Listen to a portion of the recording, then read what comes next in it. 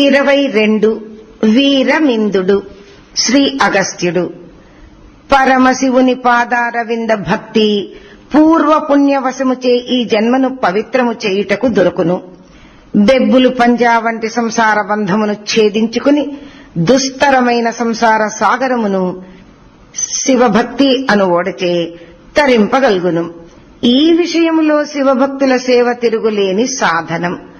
శివలింగార్చన పరోక్షమైన సేవ, శివదాసుల సేవ ప్రత్యక్ష ఆరాధన. త్వరగా ఫలితములను ఇచ్చున్నది శివభక్తుల దర్శనం, స్నేహం, వారితో సంభాషణ సంలాపములు, వారి సేవలు, వారి అవసరములను శక్తివంచన లేకుండా తీర్చుట. ఈ రకంగా శైవ సాంగత్యమును ఏర్పరచుకొనుట యజ్ఞదాన తపస్సులను వేదాంత చింతనను మించిన ఆధ్యాత్మిక సాధనం. కేరళ దేశంలో సోణాచలం అనే ఊరు ఉంది.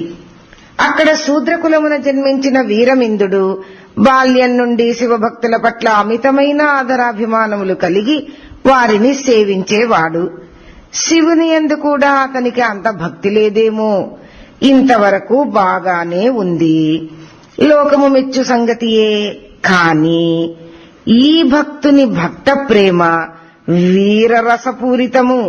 శివభక్తులకు ఆపద, కష్టము, కనీసం అగౌరవాన్ని కూడా అతడు సహింపలేడు. వాటిని ఎదుర్కొనుట కోసము అతడు చేత గండ్రగొడ్డలను పట్టి తిరుగుతూ ఉండేవాడు.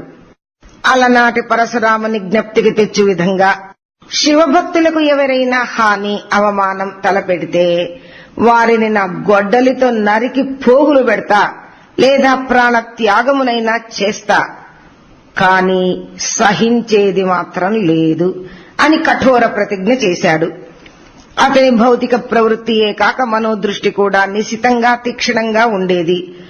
ప్రతిరోజు రాచబాటలో కూడలిలో నిలిచి వచ్చేపోయే వారిని పరిశీలిస్తూ ఉండేవాడు. భక్తులను చూడగానే అతను భక్తితో పొంగిపోయేవాడు. జనులందరి సంగతి ఎట్లున్నా నిజమైన భక్తులకు ఇతడు తమను రక్షింప అవతరించిన అపరభద్రుడే అని హాయిగా నిర్భయంగా సంచరించేవారు. ఒకసారి వీరమిందునకు వివిధ క్షేత్రములను దర్శిస్తూ అక్కడి భక్తులను సేవించుకొనవలననే భావం కలిగింది. వెంటనే అతడు పరశురామునిచే ప్రతిష్ఠితమైన ఆ క్షేత్రము నుండి బయలుదేరి అనేక స్థానములు గడుచుచు నదులు, అరణ్యములు, కొండ ప్రాంతములు దాటుకుంటూ ఒక శివక్షేత్రమును చేరుకొన్నాడు. అచ్చటి దైవమైన శ్రీ విశ్వనాథుడు ఆ ప్రాంతమున మరణించే వారికి స్వయముగా తారక మంత్రాన్ని ఉపదేశిస్తాడు. అతడు అక్కడ భక్తులకు సేవలు చేస్తూ ముత్యముల వంటి 3 సంవత్సరాలు గడిపాడు. అక్కడి నుండి బయలుదేరి వీరమిందుడు కమలాలయ క్షేత్రాన్ని చేరుకొన్నాడు. ఆలయంలోని దివ్య తీర్థంలో స్నానమాడి రత్న సింహాసనముపై స్థితుడైన మహేశ్వరుడు శ్రీ త్యాగేశ్వరుని దర్శించుకొన్నాడు. తర్వాత విశాలమైన ఆలయ ప్రాంగణంలో అందలి మండపంలో ఉన్న కోరికలను జయించిన వారు, ఈశ్వర సన్నిధానమునందే సదా ఆసక్తి కలిగిన వారు అయిన అసంఖ్యాకమైన భక్తులను చూచి ఆనందంతో ఉర్రూతలూగిపోయాడు. తక్షణమే కోపమును విడనాడిన అతనికి సంతోషము ఊరి మనసును నింపివేయగా వారికి పూజ ఉపచారములు చేసి సేవించుకున్నాడు. ఆ క్షేత్రమంతటా శివము ఎత్తినట్లుండినది.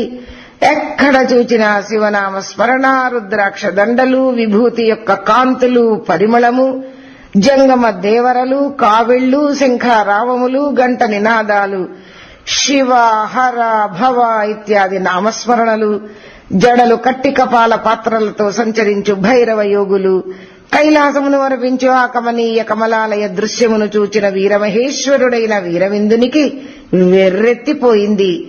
శతరుద్రీయ మహామంత్ర ఘోషలు, పంచాక్షరీ మంత్ర నాదములు, శివపురాణ శ్రవణ ధ్వనులు విన్న అతడు ఉర్రూతలూగిపోయాడు. అచ్చట కనబడ్డ శివభక్తులందరి పాదములపై మోకరిల్లి నన్ను మీ దాసునిగా చేసుకున్నటకు అనుమతింప ప్రార్థన, లేనిచో నాకు జీవనమే శూన్యము అని ప్రాధేయపడినాడు. వారు సమ్మతించగా అనుదినము వారిని త్యాగేశ్వరుని వల్లనే సేవించుకొనసాగాడు. ఇట్లు 12 ఏండ్లు గడిచాయి. ఒకనాడు ఆ ఆలయమునకు సుందరమూర్తి విచ్చేశాడు. అతని వాలకం విచిత్రంగా మిగిలిన వారికన్నా విలక్షణంగా ఉంది.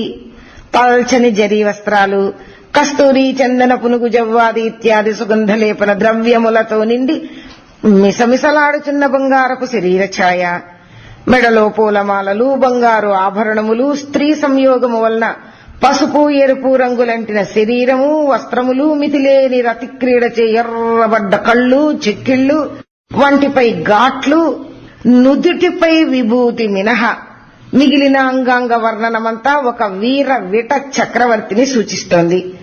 అతడు గోపుర ద్వారమును దాటి దేవాశ్రయ మండపంలో ఉన్న అనేక భక్త శిఖామణులను, ఈశ్వర ధ్యాన పరాయణులను, ఆలయ సేవా కైంకర్య ధుర్యులను చూచిపాద నమస్కారములు చేసి గర్భాలయము చేరి ఈశ్వరలింగమును నమస్కరించి అచ్చటనే పద్మాసనస్థుడై కూర్చుని ధ్యాన నిమగ్నుడైనాడు.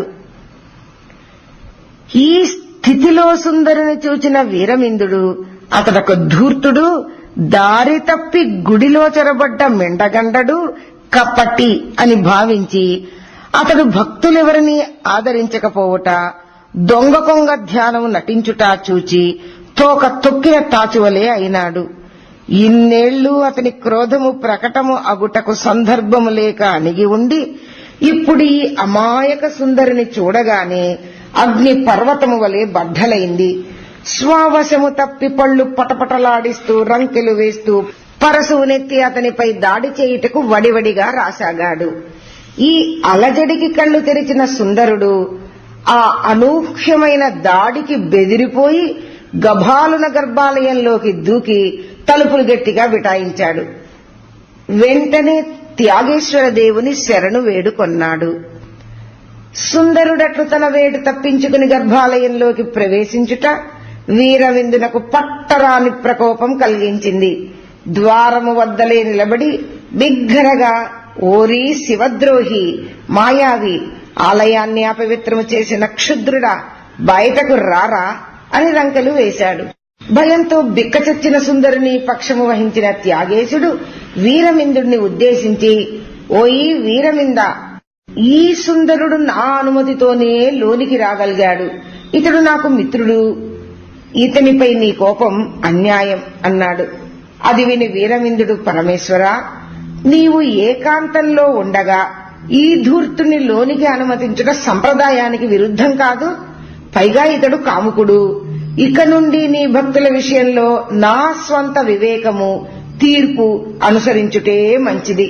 ఆ విటవిటంకుని వదిలిపెట్టుము అని హెచ్చరించాడు. భక్తవశంకరుడైన శివశంకరుడు మూలలింగము నుండి అదృశ్యమై గర్భాలయం యొక్క వేరొక ద్వారము నుండి బయటపడి ఉత్తరముగా ఒక చోట ఆవిర్భవించాడు. చాలాసేపు నిరీక్షించిన పిదప వీరమిందుడు విసిగి వేశారి క్షేత్రము నేసిపించుటకు సమకట్టాడు. ఈ కమలాలయ క్షేత్రమునకు నిందాగుగాక. ఈ క్షేత్రము, క్షేత్రాధిపతి త్యాగేశుడు నా సేవకు ఇక అర్హులు కారు. నేనిక ఈ గడ్డపై కాలు పెట్టను అని విసురుగా బయటకు వెళ్లి ప్రయాణిస్తూ వేరొక క్షేత్రము చేరుకొన్నాడు. అక్కడ మహేశ్వరుని, మహేశ్వరులను సేవించుకుంటూ అన్నదానం చెయ్యసాగాడు. ప్రతిదినము అతడు భోజనములకై వచ్చిన వారి కాళ్లు గడుగుతూ వారిని ఎచ్చటుండి వచ్చినారు అని ప్రశ్నించేవాడు. వారు కమలాలయ క్షేత్రము నుండి వచ్చాము అని సమాధానం ఇచ్చారో తన పరశువుతో వారి కాళ్ళను నరికేసేవాడు. ఈ సంగతి విని కమలాలయంతో సంబంధం ఉన్న ఏ వ్యక్తి అతని అన్నదానానికి వెళ్లేవారు కారు. ఇది గని అతడి భార్య వచ్చిన అతిథులను మీ ఊరు కమలాలయం అని మాత్రం చెప్పవద్దు అని హెచ్చరిక చేసేది. అట్లా వచ్చిన కొంతమంది మహాత్ములు అబద్ధం చెప్పుటకు ఇష్టపడక భోజనం చేయకే తిరిగి వెళ్లిపోయేవారు. ఇట్లుండగా భక్త ప్రియుడగు త్యాగేశుడు వీరమిందునితో చిన్న దోబూచి ఆట ఆడుటకు సమకట్టాడు. సాధువు వేషము వేసుకుని వీరమిందుని అన్నదానానికి తయారయ్యాడు.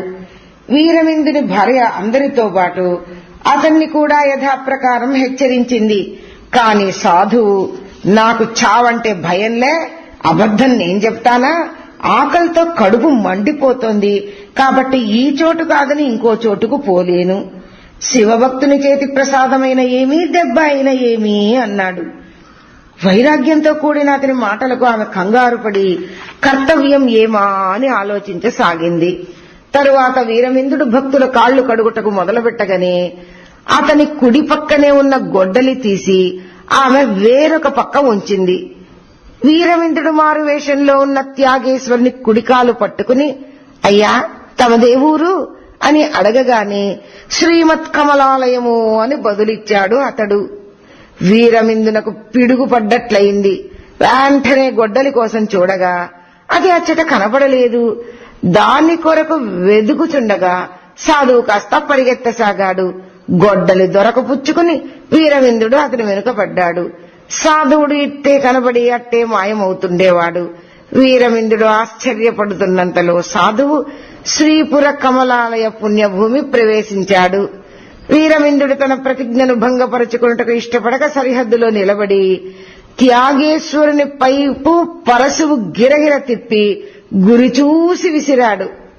ఆ పరశువు కొంత దూరము వెళ్లి ఎతో వాచో నివర్తంతే అప్రాప్య మనసా సహా, ఏ బ్రహ్మపదమును చేరలేక వాక్కులు మనసుతో సహా వెనుకకు మరలివచ్చునో అట్లు వెనుకకు రివ్వున తిరిగి వచ్చి అతనికే తగులబోవునంతలో అతడు కంగారుపడి ఎట్లో తప్పించుకున్నాడు. చేయునది లేక అతడు వెనుకకు తిరిగి వచ్చి మరింత హెచ్చరికతో భక్తుల సేవ కొనసాగించాడు. కొన్నాళ్లకు భక్తుల ఆర్తిని తీర్చి కీర్తిని కలుగచేయు త్యాగరాజేశ్వరుడు అమాయక తుంటరి అయిన వీరవిందుని అనుగ్రహించుటకు సంకల్పించాడు. తన ప్రియమిత్రుని తన సమ్ముఖమునకు రప్పించుకొన్నాడు. ప్రియ సఖ, నీవు వెంటనే పోయి వీరవిందునితో స్నేహము చేయుము అని సుందరుని ఆశ్వాసించాడు. సుందరుడు తుళ్లిపడి, ఇదేమి పరాచికములు స్వామి, పోని పిల్లలతో ఉన్న పులిపాలు పిదుగుతున్నా? ఆ వీరమిందుడు మిమ్మల్నే లెక్క చేయని మొనగాడు. నన్ను చూడగానే తన ప్రమేయము లేకనే వీరభద్రావతారము తాల్చును సుమా అన్నాడు. అంత శివుడు, నేను భక్తులకు దాసాను దాసుడను, వారి సేవయే నా జీవిత పరమావధి అన్న భావము వచ్చు స్తోత్రమును అతని వద్ద గానము చేసినచో అతడు నీ యందు ప్రసన్నుడగును అని ఉపాయము చెప్పాడు. ఇక చేసేది లేక ఇదివరకు శివుని ఆజ్ఞచే భక్తులకు దాసాను దాసుడను అని పాడిన గేయమునే గానం చేస్తూ సుందరుడు వీరమిందుని వద్దకు వచ్చాడు. సంసార క్లేశగాఢ అంధకార నిర్మూలనోద్యధివసాధినాదులకు పరమేశ్వర భక్త చరణారవింద పరాగరేణువులను నా శిరస్సున ధరించి మహోపద్రవమగు సంసారమును తరించెదను అని స్తుతించుచున్న సుందరుని గానామృతము చెవులకు ఇంపగు విందుకాగా అక్కడి పురజనులు భక్తులు దానిని ఆస్వాదిస్తూ అతని చుట్టూ మూగారు. సుందరుని అసమాన తేజో విశేషము, అమాయకత, కపటము లేని భక్తి, ద్వేషరహిత బుద్ధికి అచ్చటి ప్రజలు కరిగిపోయారు. సుందరుని పట్ల అకారణ వైరము పెంచుకున్న వీరమింద్రుని విద్వేషము తొలగించి వారిద్దరకు స్నేహభావం ఏర్పరచుటకు నిశ్చయించి వారు వీరవింద్రుని కలిసి అతనికి అనేక రీతులను నచ్చచెప్పారు. శివానుగ్రహం చేత వీరమిందునిలో విశేష పరిణామం కలిగింది. సాక్షాత్ శివుడే సుందరునితో స్నేహం చేస్తే ఇంక నేనెంత అనుకుని సుందరుని పట్ల శత్రుత్వము విడిచి అతనితో సౌహార్ద్రమైన చెలిమిని ఏర్పరచుకున్నాడు. వీరమిందునిలోని అద్భుత పరిణామమునకు సంతోషించిన త్యాగేశ్వరుడు అక్కడ వృషభారూఢుడై ఆవిర్భవించి వీరమిందునితో దృఢవ్రతములోన నీవు అనుసరించు భక్తి ప్రశంసనీయమైనది. ఇటువంటి ప్రతిజ్ఞా పాలన ప్రపంచంలోనే అరుదు. నీ పట్ల నేను అతి ప్రసన్నుడను అని తన చల్లని కడగంటి చూపుతో అతనిని ప్రేమబందీని చేసేశాడు. ఆయన సరస శృంగారమునకు వశము కాని వారెవ్వరు. తరువాత సుందరునితో ఈతని అపరాధమును తండ్రి బిడ్డ న్యాయంతో క్షమింపుము అని పలికి వీరముందుని అతని భార్యను తన కరుణా విశేషముతో అనుగ్రహించి వారికి సారూప్యముక్తిని ఇచ్చాడు. బద్ధశత్రువుల నడుమ స్నేహలతను అల్లుకొనున్నట్లు చేయుటలో శివుడికి సాటి ఎవరు? ఓం తత్సత్.